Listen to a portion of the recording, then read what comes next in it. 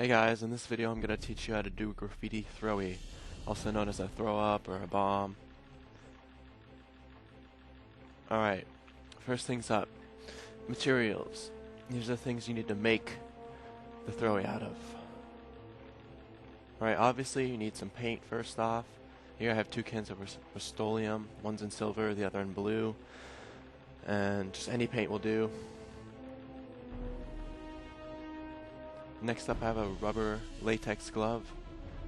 It just helps keep paint off of your fingertips and because it's a real pain to get off. And I do recommend using respirator. Spray paint's known to have harmful chemicals in it, and this just helps keeps you clean. Alright, so here I have the basic surface area to do the throw up on. This is just a sheet of plywood. You can use any type of surface really, as long as it's not too rough. The first thing you want to do is shake up your cans really well. It's vital to keeping the pressure in it so the spray paint can come out. And here I emphasize that fact, just shaking it a lot. And you always want to spray it a little bit, get the juices flowing in the can. Alright, the first thing you want to do is make the outline of your graffiti. Here I chose a bubble level format, just doing that line.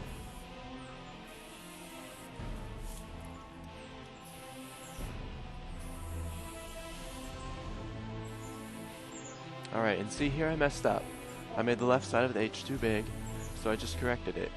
And it took 3 tries, but it doesn't really matter since it's just your first kind of draft. You're not really doing anything.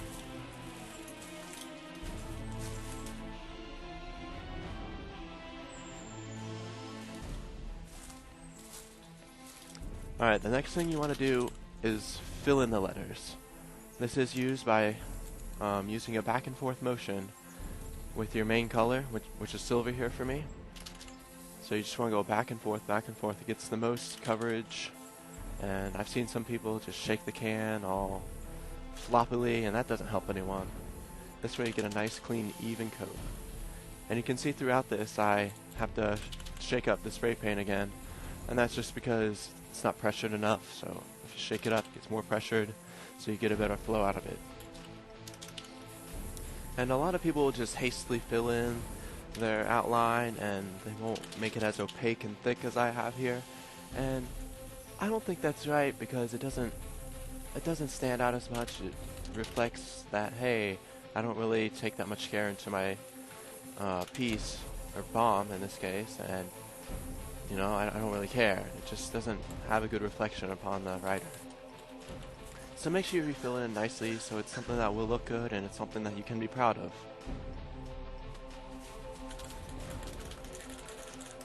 Alright, now I'm getting the blue paint and shaking it up well, and I'm about to do the outline of my letters.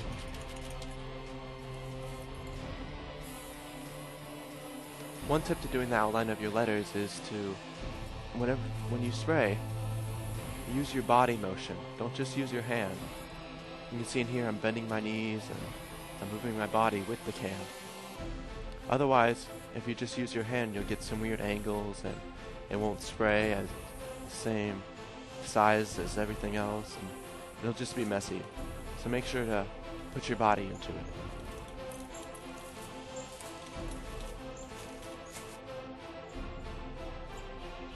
As you can see here, I didn't really allow the silver paint to dry as I should have, and it resulted in my outline to not lay on as well, so the silver kind of came through. So right here I waited for it to dry a little bit more, and I'm going to do a second coat of the outline.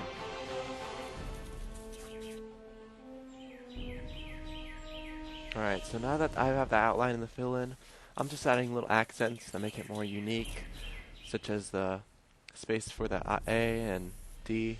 I just put some dollar signs in there for fun.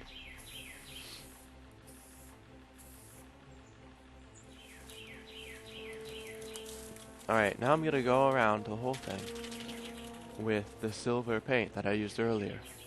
This will make my letters pop out more clearly.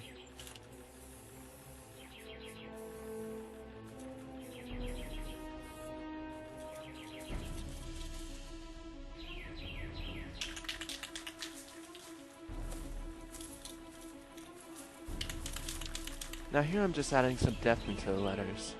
I'm making a kind of shadow of it. And what you want to do here is you want to parallel the other letters. On the S and H, I didn't really do that. I wanted to mess up to show you guys that if you just kind of made some little bubbles, it wouldn't really look that good.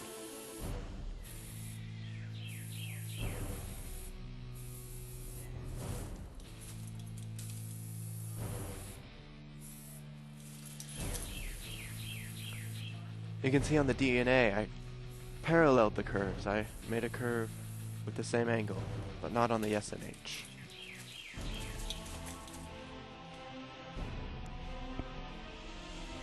See, here I'm going back and I'm making the parallel angles that would be needed for the S and H to look normal.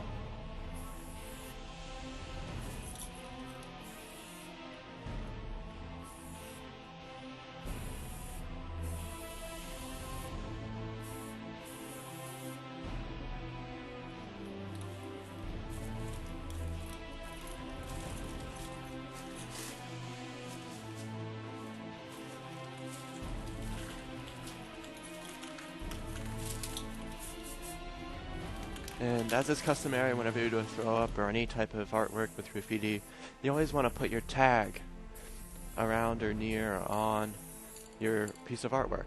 So here I'm just putting it at the bottom, and the tag is essential for all graffiti. You know, it's like the basis. And many people say if your tag's not good, then you're not good. So make sure to practice your tag as well. Alright, now that I have all the shadowing done and it looks like it has depth, I'm just going to go over the outline once more. This will make it much more cleaner and just make it look nicer.